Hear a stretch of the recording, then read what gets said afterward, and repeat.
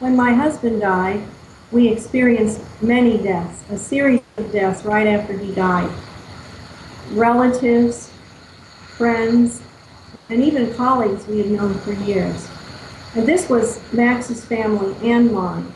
We were having a rough time. And that went on for several years. And I thought, what is it that I can do to change things? I was sick of thinking about death. I wanted to get on with my life and do positive things. So I began to attend spiritual and self-help conferences and seminars. And I learned about the law of attraction through Sunny Dawn Johnston and through some of these seminars and conferences. So I started practicing at home.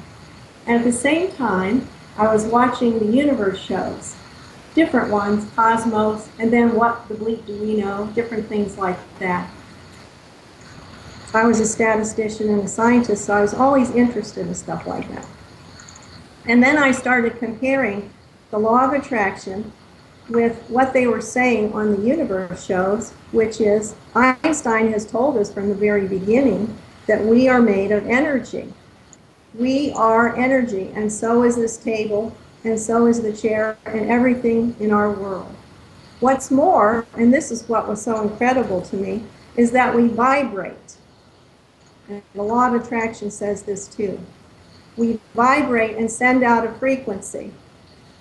We're stronger than a radio tower because we send out a frequency more than unidirectionally. We send it out in every direction, up, down, through the center of the earth, and out the other side, if it's powerful enough.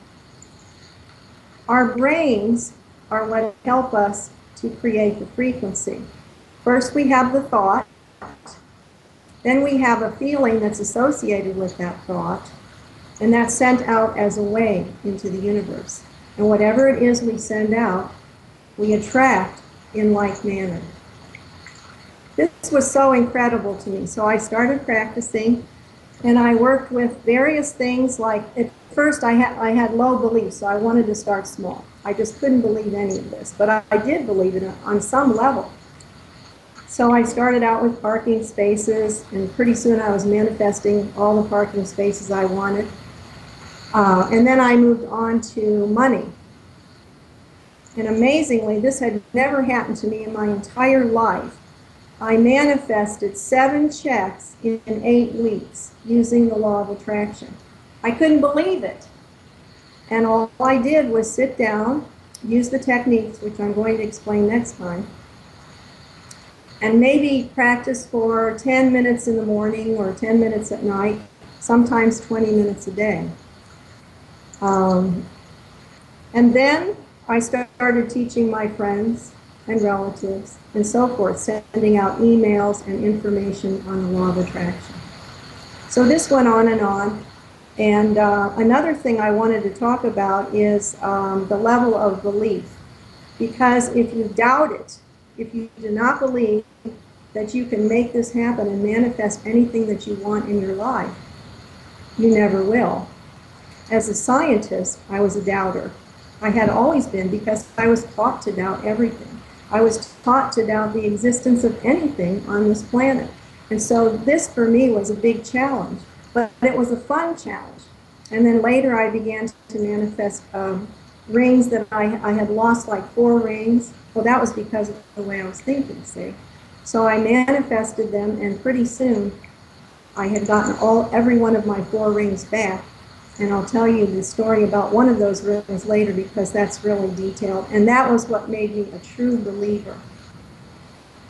So I wanted to say one thing that's important that a lot of people overlook is power, frequency, and duration.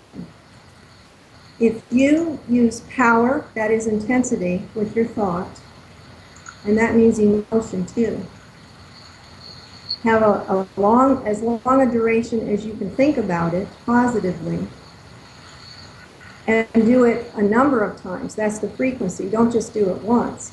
However, there is a caveat to that. If you do it frequently, sometimes after a while you stop believing. So if you catch yourself getting into any phase of doubt, stop thinking about it and go do something else. I'm going to talk more about some of the details of manifesting next time. This is Mandy Berlin saying, make it a great day. Thank you.